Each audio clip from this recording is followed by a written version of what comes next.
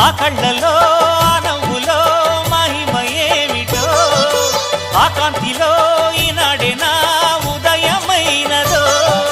మదిసీమలో ఇన్ని మరుమల్లే గంధాలు మునుపెన్నడు లేని మృదువైన గానాలు మొదటి బలపు కథలు తెలుపు గేయమై తీయగా స్వరములు పాడగా